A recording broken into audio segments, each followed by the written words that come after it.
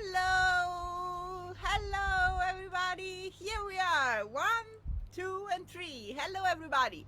We are here 2 hours later because this morning me and my dad we went to Dante school to see track and field. So, and if you are from Italy, you don't know what that is. So it's really something super fun that they do at the school here in the United States at the end of the year. And so they do some like running and gaming and outside. So me and my dad were there to cheer Dante and all his friends. But look what my dad just finished here. The scroll. He's working on the pack box. Look how beautiful it is. Filius Andrea. And remember, if you want to learn to do a scroll like my dad, send me a message because I have something very special that I filmed. So this is just amazing. And here we have BB, my dog, my sweetheart. And last but not least, we have Ted. Hello. My husband. So I come from a family of violin makers. So my father is violin maker, my brothers are violin makers, my grandfather was violin maker, my uncle is violin maker, my husband is violin maker. So I'm surrounded by violin makers, men. So I need to keep the flag of the women violin makers in the family. So today it's a special day because we are going to talk about setup, cello setup, strings, cello strings. So who wants to know everything about cello strings and cello setup? Because Ted, he's amazing on setting up the instruments and knows everything about different strings. He can talk our ear off for hours now. Okay, Teddy? Okay, let me see if somebody's here. Okay, I think many of our friends were waiting for us to be at 12, so we are at 2. But there are so many friends are watching this also recorded. So why don't we? So I start with. Some amateurs and some, Chamber music. Yeah, chamber music, quartet musicians, people that need to blend, or people that want something very easy to use. Typically want more of a dialed back setup, and there's a lot in between. So I think you say something very interesting is that like we need to work with the musician. So at that point, yeah, it's the musician that it's telling us what they prefer. So can I tell a funny story? Babo, you were together with me. So let me tell you this funny story. So me and my father, around 10 years ago, 10 years ago, we went to Chengdu in China, remember? And so we had a client that wanted to have a new cello bridge for her cello. So her cello was in Chengdu, and so what with my brother Dario we did, we prepared a cello bridge in Florence because I was supposed to do the cello bridge in a hotel room. So you don't have any tools there, so trying to like make it like the closest possible with the tools we had in the workshop. And then I had this little like bag container with all the tools to finish the cello, to fit the cello on the bridge on the cello, because that's what you have to do. And I had all these like notes that I need to ask the musician to know what type of sound she prefers. So I knew if I had to like lower the feet and have more margin on top of the heart, or like leaving the feet thicker and have less margin on top of the heart. And I remember I was a little bit nervous, was not so easy. And then because I don't love to do work on setup in general, and in a hotel room even less, on a cello even less. So I remember I was working with this cello on the bed, and there is always like a desk in the hotel room, and on the desk, and then there was my father, the client, a friend of the client, another person, and everybody was there like watching me like that. And I was feeling like the panda, because there is a reservoir at zoo where they have like panda like they make panda recreation so that they keep the population of panda in that part of China, and everybody's there looking at the panda. I was feeling the panda that time. I was feeling, you know what? Yeah. Why don't you go and have a walk and go somewhere else, and I need my space here. And then after 3 hours, they were knocking at the door. Did you finish? I was like, no, I need time. I mean, I'm in a hotel room. Oh, and it's a big job. It's a big job. You know, it takes all day. It really does. So, do you remember, Baba? Yeah. So I send everybody away. Go away. I'm not a panda now, and just go and do something else. Yeah. So, Teddy, why don't you start talking a little bit about strings? So we have some friends here. Oh, Jan, there is poor quality. Can you hear me well? Because we are outside today. So let me know, Jan, if you can hear well. I hope. Maybe they're on the road. Yes, I hope we're not missing. Well, we're missing something here. 2 minutes. Oh. So let us know what did you hear, or we can repeat something. So today we are talking with my father and Ted, my husband. Ted Skreko, he has also the special apron I made for him. We are talking about setup and bridges and strings. So Ted, waiting for our friends to be there, and that hopefully they will hear what we are saying pretty loud. Why don't you answer the question, strings? So what is the trend now? Oh, well, cellists for the longest time have used steel strings on their instruments. Like, Yes. That's just what, everyone uses. For years it was Yargar. A couple other brands, but usually Yargar across the board. Sometimes maybe something else on the G and C. Yes. And the last 20 years, the gold standard has been Larson on the top, the A and D, and then Spiracore for the G and the C. Yes. And of course, there's 2 varietals plus different tensions of each. So a lot of people use the Larson Solo for the A and D, and the Tungsten Spiracore on the G and the C, but there's a lot of new strings on the market that people like. Larson came out with, I think, Canone recently. Yes. We tried those. Yeah, Versum is another good set. Another new set that there's a couple of different varietals of are the Parastro Perpetual. Yes. Which are great. They're also really expensive. Yeah, I mean that's the biggest problem with with cellos, is that every cello needs a different setup, because Oh yeah. there is more variety on changing the sound than on a violin. Okay, the cello really Right. changes a lot with Yeah, strings. yeah. And making like trial with different strings is expensive. I Oh, mean, we're talking with all violin makers here. $500 a set. Uh, Which is pretty normal retail in the United States. Different parts of the world, the list price on these is way crazier. So sometimes we try to have like some strings that are like new, I mean used only on new Yeah, instruments, and keep right. them to try the strings on a cello. And the good news is that cello strings don't wear out as fast as Yes. violin strings. Where violin strings, a set of Ava Perazzi green will go out in 6 weeks. The Tungsten Spiracore sounds almost the same after a year or 2. Yes. They just lose their edge very slowly compared to synthetic core strings. So you could talk endlessly about this. I mean, Yeah. Years ago I had a client that loved Parastro Permanent because they're really pretty sounding. Sorry. They're really pretty sounding, but he found himself not playing with his quartet anymore and playing in front of an orchestra, and Okay. he just wasn't cutting. And he's like, well, the sound is there, but it's it's not as much as I need. And we're like, well, those are great strings for chamber music. He's like, no.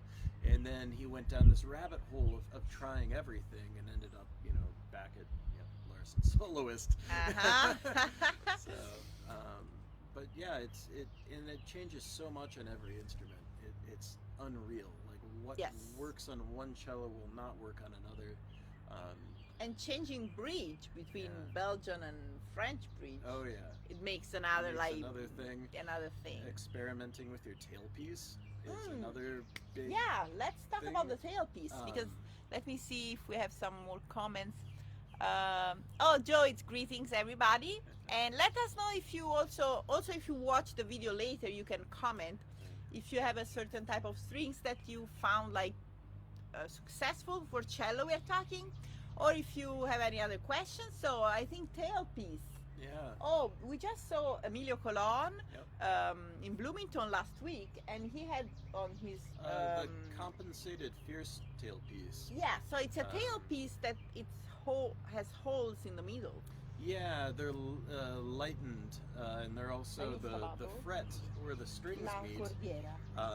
is at an angle. So the length of the after length of the string between the bridge and the tailpiece is shorter on the A string than it is on the C. So it's compensated all the way across. Do you know where they make it? It's the fierce tailpiece. You can just Google it and buy one online. Are the one made in Slovenia? I don't know where they're made. There's copies of them floating around, Okay. and then there's the real thing.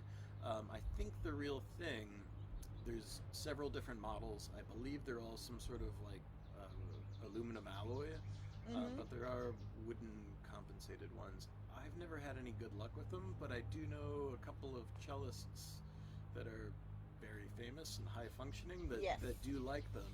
I don't think I would.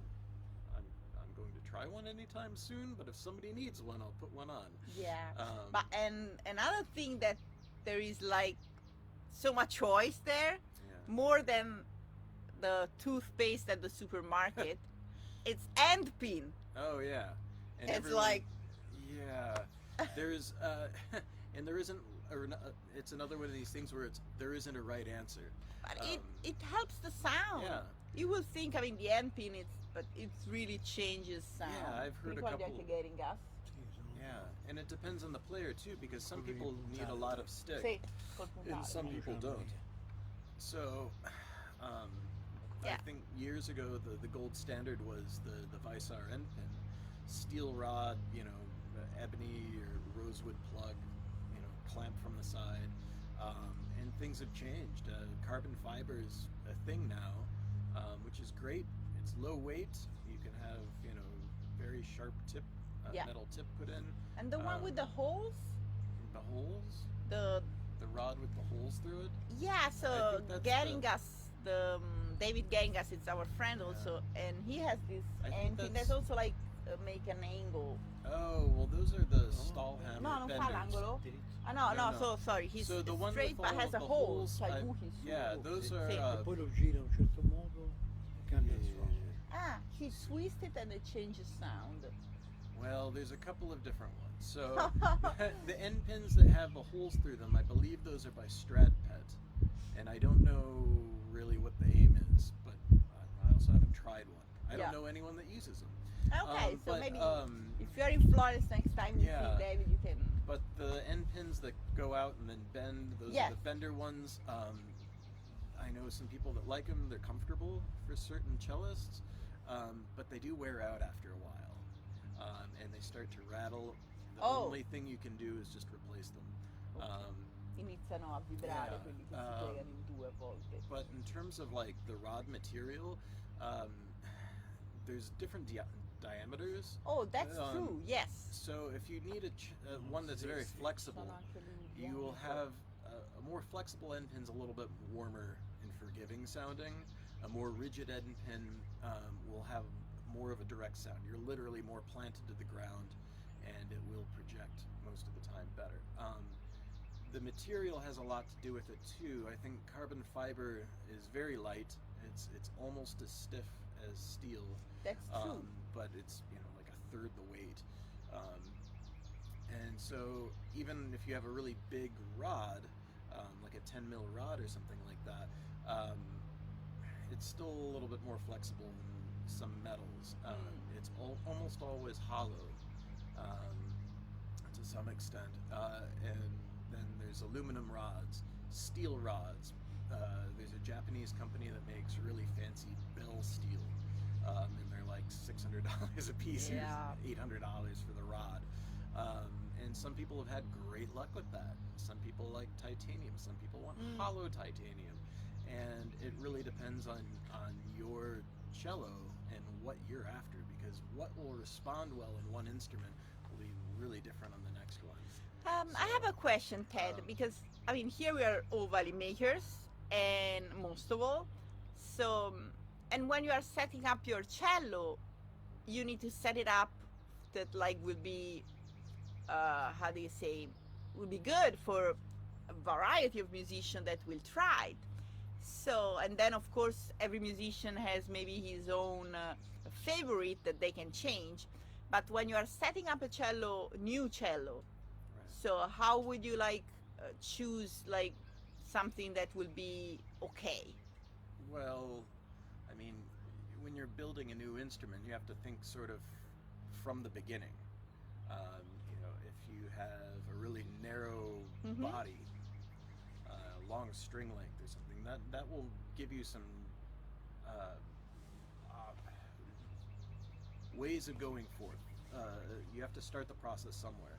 If you have a really wide Montagnana, you might need to set the bass bar further out, fit a wider bridge. You know, if it's super wide, you might want to set the the neck angle up a millimeter or two, and maybe compensate by having a higher overstand, so you're not creating more attention. Feet are like no. The foot width would be a little bit. Okay. Instead of like a 92 millimeter bridge, maybe a 94. Set the bass bar a little farther up, because you will have to make the top dance. Yeah. On a wider platform. But that also changes response. You know, you might have to. Hate to do this, but make another bass bar and experiment. That's a lot of work. So I'm telling you a story. Me and my father, we do the bass bar. All the models, we put the bass bar at the same spot. Vero, babbo? Cavallo Vincenzo lo si chiama. So, I mean, me and Ted, we make instruments in a completely different way, and we are super successful in our own way. So I'm sure if I'm trying to copy what Ted is doing, it will not work. We don't even share numbers anymore. No, we don't share. We work in the same workshop, but we don't share. I share numbers with you. So I'll share numbers with you. They won't be the same numbers. So good luck. So, but I follow my father's advice, and so yes, it's also true that we don't make cello that are super big. Yeah. So we usually we make cello that are like comfortable and they fit in every case. But yes, the bass bar, we always put the bass bar in the same spot, and I share also, we can talk about bass bar when we will work on the bass bar off the top. So let's leave like one argument, a topic of every live. So I think that we covered so much stuff today already, and I was thinking, let me know if you think this is an interesting topic, because maybe I can make some YouTube video with Ted without so much noise around, that we can hear. I know that we can hear better, and we can maybe like talk about and have in our hands like different type this of is really bridges. the tip of the iceberg. You know, you'd mentioned the adjustable end pen, and I think Kevin Krentz had made one. His earlier ones, you could adjust the type of material that the clamp would clamp the pin with. And so it could go from a soft clamp side to a more rigid clamp side. And then he realized that everyone was using the rigid clamp side because it was more direct. And so he redesigned the whole thing and made it cheaper. Yeah. And those are great end pins. They're also expensive. But I mean, we didn't talk about like the upper nut. We didn't talk about fingerboard. We didn't talk about even the little string that hold the tailpiece. It makes a huge difference. Yeah. So, and there is a whole like it's another discussion there. So I am glad that we had the chance to like thank you, Teddy. And for like starting this argument, because it's very fascinating, and it's also as we have to work with musicians, we love to work with musicians. It's good to understand how different little changes can make a big change for them. So when we hear a musician that try to express what they would like to have on the sound, what they're looking for, we need to know how to translate these words of feelings, because they will talk about feelings and like, how do you say, sensazioni, no? Like Yeah. perception. And we need to translate that and find what in the setup can be changed to reach what they are looking Right. for. Oh, and So- you know, developing a common language with your clients is that's its own art. Yes. Yes. It really is. It is, because it's very hard to express something that you feel and that you perceive, and it's very different from one person to another. So I think this is something that, as violin makers, as much as you can understand what the musicians are telling you, as much you will be successful, because you can like really serve them at the best of your possibility and help them to be happy.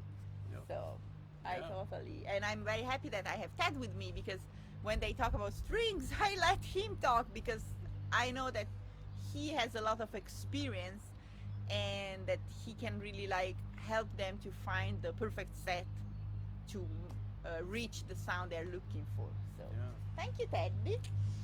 And thanks to my father. So tomorrow we are going to be back in the workshop and work on the cello again. So let me see if we have some more question. Stahlhammer. Yeah. Those are the metal adjustable angle ones. Okay. And Oh, yeah, okay. yeah. And Jan is saying very interesting, but I must listen to the recording. What I've missed you to put. Okay, Jan. Oh my God, thank you so much for like changing the hours and being here with us.